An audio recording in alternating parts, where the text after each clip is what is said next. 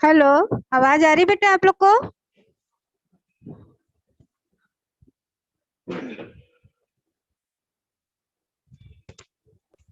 Yes ma'am.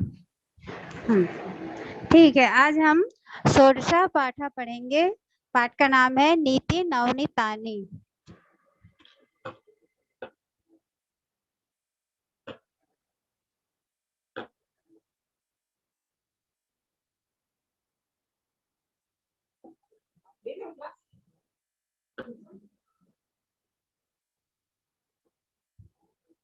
नीति का मतलब बताइए आप लोग। नीति किसको कहेंगे?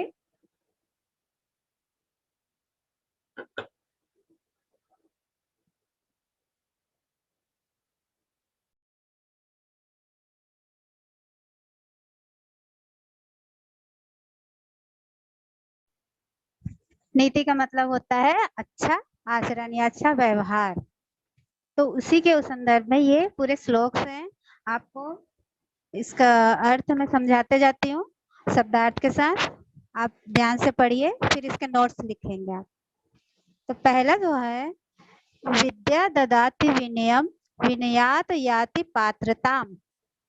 यहाँ पे विद्या ददाति, ददाति का मतलब होता है देती है, और विनयात विनय से, पात्रताम का मतलब होता है योग्यता। तो विद्या ददाति विनयम, विद्या क्या देती है? विद्या विनय देती है, और विनय से क्या होता है? योग्यता आती है। इसके नेक्स्ट लाइन है पात्र त्वाम धनमाप्नोति धनात् धर्मा तथा सुखम। पात्रताम का मतलब होता है योग्यता, अपनोति मतलब प्राप्त होता है, तथा मतलब उससे। तो योग्यता से धन प्राप्त होता है, और धन से धर्म तथा उससे सुख प्राप्त होता है। तो ये श्लोक का अर्थ क्या हुआ? विद्या ददाति विनयम, विद्या विनय देती है, और विनयाद याति पात्रताम, विनय से योग्यता आती है। पात्रत्वात् धनमोपनति धनाद, योग्यता से धन प्राप्त होता है, और धन से धर्म और उससे सुख प्राप्त होता है। तो ये पहला श्लोक है जो आप अभी आपने इसका हिंदी अनुवाद सुना।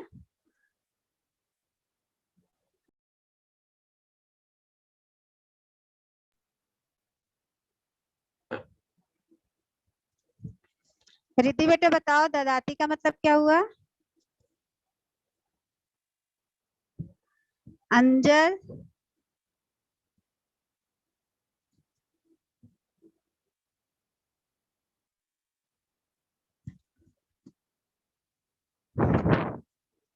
आप लोग कोई रिस्पांस नहीं दे रहे। सुनाई आ रहा है कि नहीं? मेरी आवाज आ रही है आप लोग के पास?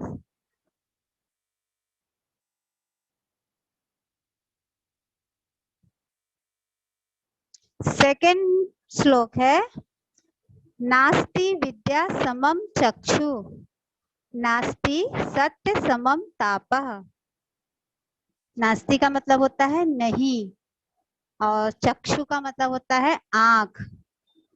तो यहाँ पे इसका अर्थ होगा विद्या के समान कोई नेत्र नहीं है, और नास्ति सत्यम समम तपः, सत्य के समान कोई तप नहीं है। नेक्स्ट लाइन है, नास्ति राग समम दुखम, नास्ति त्याग समम सुखम। रागा का मतलब होता है भोग विलास, में डूबा हुआ रहता है भोग विलास में वो। तो ईर्ष्या के समान कोई दुख नहीं है, राग का भोग भी बोल सकते हैं और ईर्ष्या भी कह सकते हैं। तो ईर्ष्या के समान कोई दुख नहीं है, त्याग के समान कोई सुख नहीं है। तो फिर से एक बार बता रही हूँ, नास्ति विद्या समम चक्षु, विद्या के समान कोई नेत्र नहीं है, सत्य के समान कोई तप नहीं है, नास्ति राग समम दुखम, नास्ति त्याग समम सुखम। ईर्ष्या के समान कोई दुख नहीं है, त्याग के समान कोई सुख नहीं है। ये था आपका सेकंड श्लोक।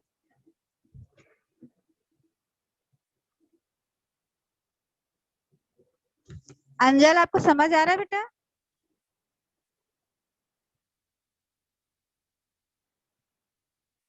Riddhi, yes ma'am. आ रहा है आवाज? आ रहा है मैम। श्लोक समझ आ रहा है? Yes ma'am. कुछ डाउट है? No ma'am. चलो नीति का मतलब बताओ तो क्या होता है? नीति नवनीतानी हम पढ़ रहे हैं ना, लेसन का नाम।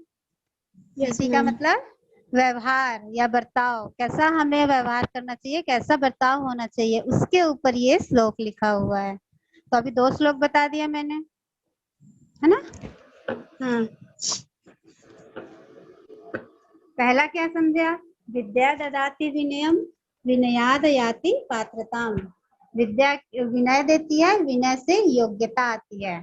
पात्रत्वाम धनमोप्नोति, धनाद धर्म तथा सुखम। योग्यता से धन प्राप्त होता है और धन से धर्म और उससे सुख प्राप्त होता है। ये फर्स्ट श्लोक का था। अब सेकंड का बताइए मैं। नास्ति का मतलब क्या होता है? नहीं है, ठीक है। चक्षु मतलब, चक्षु का मतलब बताओ। नेत्र। Very good. चक्षु मतलब होता है नेत्र। तो सेकंड लाइन जो पढ़ रहे हैं, सेकंड का, नास्ति विद्या समम चक्षु, यानी विद्या के समान कोई नेत्र नहीं है। नास्ति सत्य समम तपा, सत्य के समान कोई तप नहीं है। सत्य बोलोगे, सत्य बोलना भी एक तपस्या के समान होता है, हर कोई सत्य नहीं कहता है ना, इसलिए बोला है कि सत्य के समान कोई तप नहीं है। नास्ति राग समम दुखम, नास्ति त्याग समम सुखम। ईर्ष्या के समान कोई दुख नहीं है और त्याग के समान कोई सुख नहीं है। अब आते हैं थर्ड चैप्टर, थर्ड श्लोक में लिखा है, विदेशेषु धनम विद्या, वैसनेषु धनम मतिः।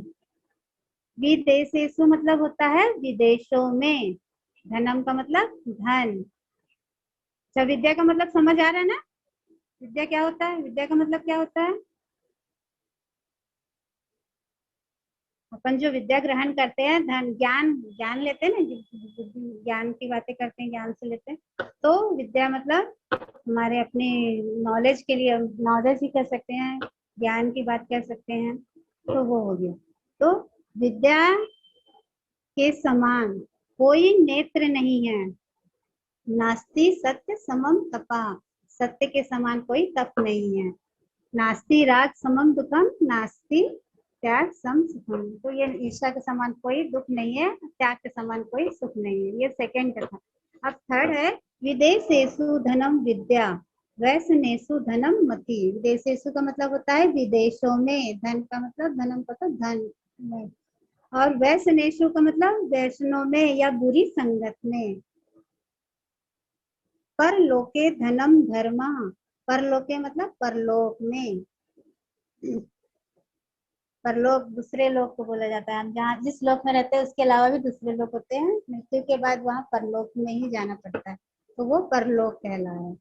तो वैष्णेषु, वैष्णेषु मतलब वैष्णव में, बुरी संगत या बुरी लत होती है उसको वैष्णव में बोला जाता है। तो विदेशेषु धनम विद्या, विदेशों में क्या काम आता है, विद्या काम आती है। विद्या से क्या मिलेगा हमको, धन की प्राप्ति होती है। विदेशों में विद्या धन है, और वैष्णव में यानी बुद्धि में, बुद्धि मति, मति भी बोल सकते हैं बुद्धि को, तो वो धन है। बुरी संगत अगर अच्छा हमारी बुद्धि काम नहीं करेगी तो वो हमारा संगत का क्या होगा, गलत असर पड़ेगा। तो इसलिए वैष्णव में बुद्धि धन है। परलोक में धर्म धन है, परलोके धनम धर्मा, परलोक में धर्म धन है।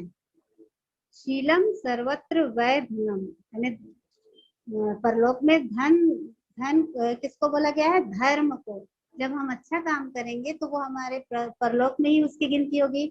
हम जब स्वर्ग सुधारते हैं तो क्या हम धन दौलत ये सब लेके जाते हैं, क्या नहीं ले जाते। तो हमारे अच्छे कर्म, हमने जो धर्म के कार्य किए हुए हैं वो वहां पर उनकी गिनती होती है। इसलिए कहा गया है कि परलोक में धन, धर्म ही धन है।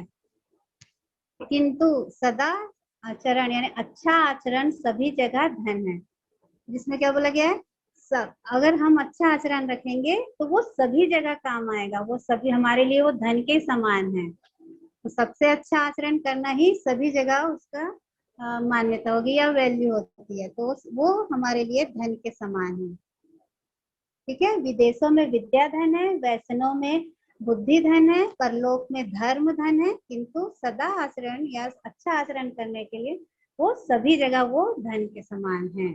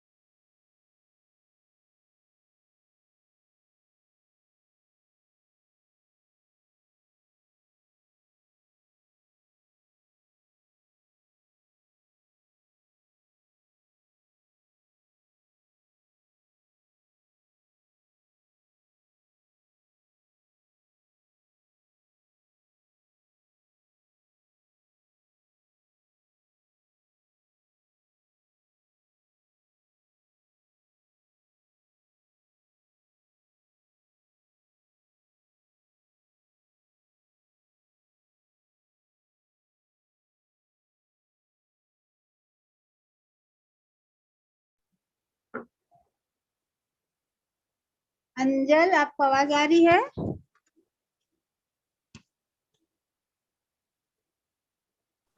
Yes, ma'am. विदेशेषु का मतलब क्या बताया मैंने? बताओ बेटा। विदेशेषु, विदेश, विदेशों में, है ना?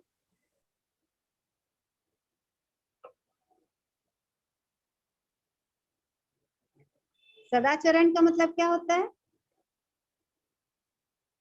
सदाचरण अच्छा आचरण, ठीक है, अच्छा आचरण। मति का मतलब? मति, मति मतलब बताओ। बुद्धि, मति मतलब बुद्धि या मति, अच्छी बुद्धि। फर्स्ट सेकेंड थर्ड आप लोग को समझ आया? Yes ma'am. बाकी लोग?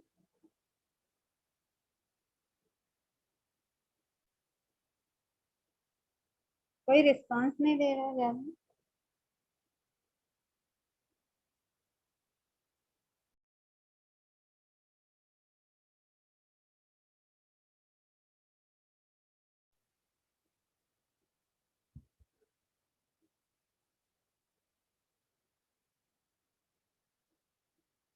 तमो का मतलब क्या होता है?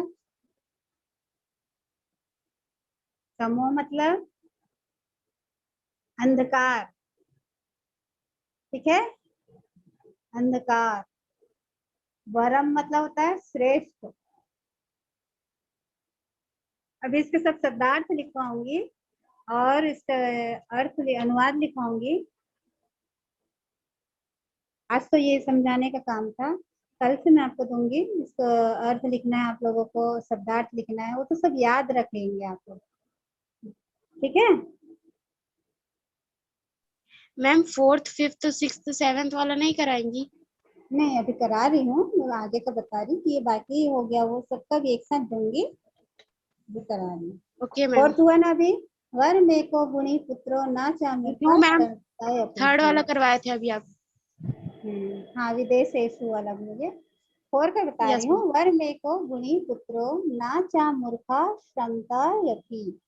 वरम का मतलब श्रेष्ठ, क्षमता यति यानी 100 से 100 भी नहीं। तमो का मतलब अंधकार, हंति का मतलब मारता है। तो अभी बोली ना, 100 मूर्ख पुत्रों की अपेक्षा एक ही गुणी से वह श्रेष्ठ पुत्र अच्छा होता है। यानी अगर जिसके पास 100 पुत्र है और उसके उनके पास कोई बुद्धि नहीं है, उनके पास दिमाग नहीं है, तो वो क्या अच्छे हैं? अच्छी बात है क्या? नहीं।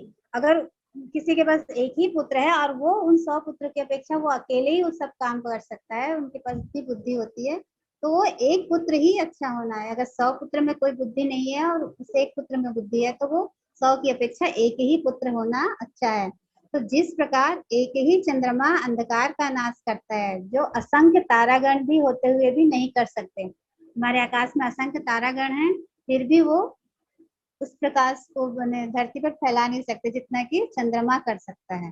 ये था चौथे का, एक चंद्र स्तमो हंति न च तारस तैरती, यानी जिस प्रकार एक ही चंद्रमा अंधकार का नाश करता है, जो असंख्य तारागण भी नहीं कर सकते। अब आप 5 देखेंगे, 5 नंबर क्या लिखा है? सत्यम ब्रूयात प्रियम, ब्रूयात ना ब्रूयात सत्यम प्रियम। यहाँ पे ब्रूयात शब्द लिखा है। ब्रूयात का मतलब होता है बोलना चाहिए, और प्रियम चा नानृतम, नानृतम का मतलब झूठ। ब्रूयादेश धर्म सनातन, सत्यम मतलब सत्य, प्रियम मतलब प्रिय। अब ब्रूयात बोली, अभी क्या बताई? ब्रूयात का मतलब होता है बोलना चाहिए। तो सत्यम ब्रूयात प्रियम ब्रूयात, तो सत्य बोलो, प्रिय बोलो, ना ब्रूयात सत्यम प्रियम। अब प्रिय और असत्य मत बोलो।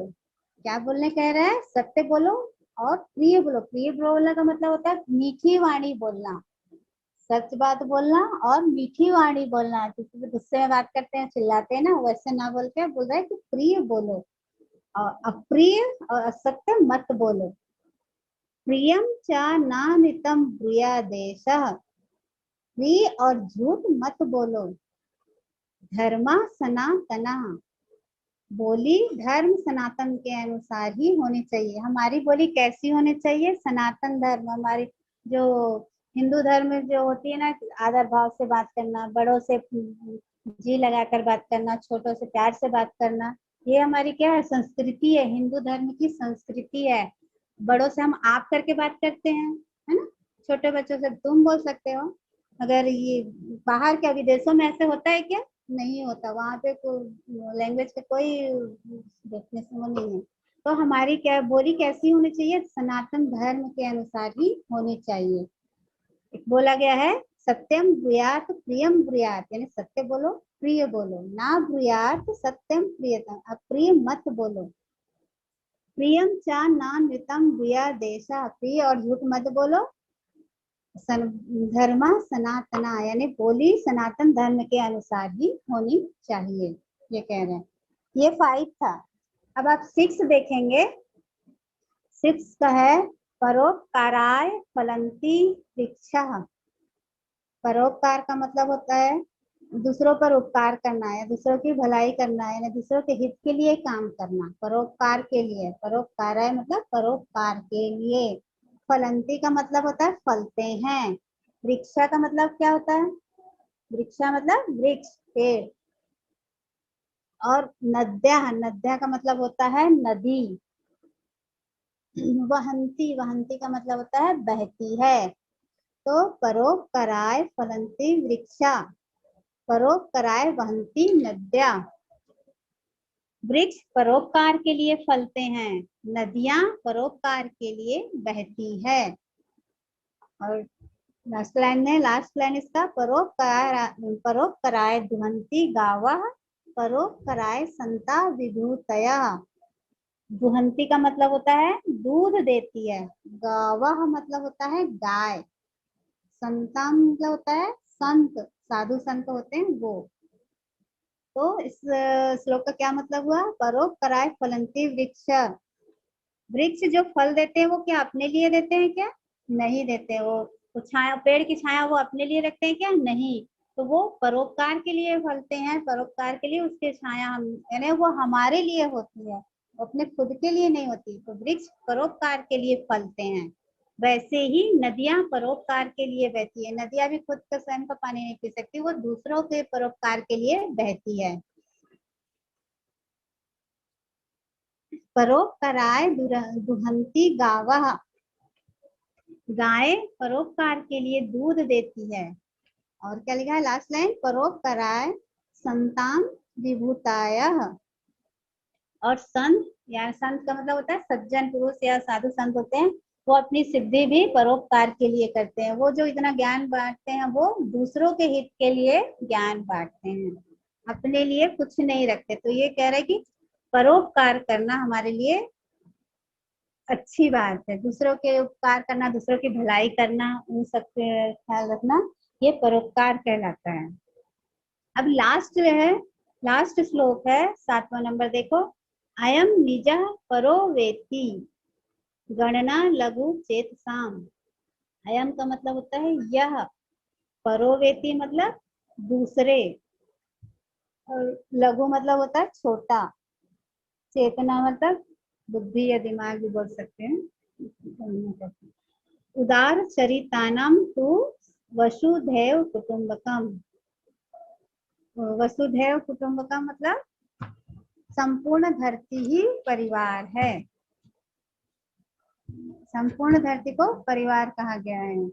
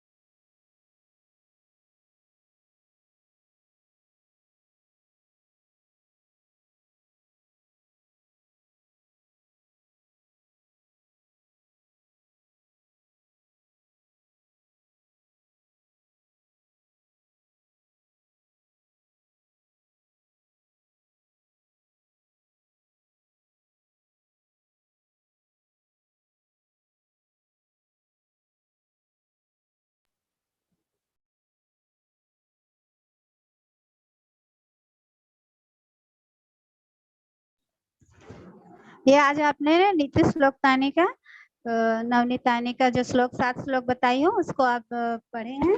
कल मैं आपको इसका शब्दार्थ और हिंदी अनुवाद भेजूंगी, आप लोग इसको कॉपी में नोट डाउन करके रखेंगे, ठीक है।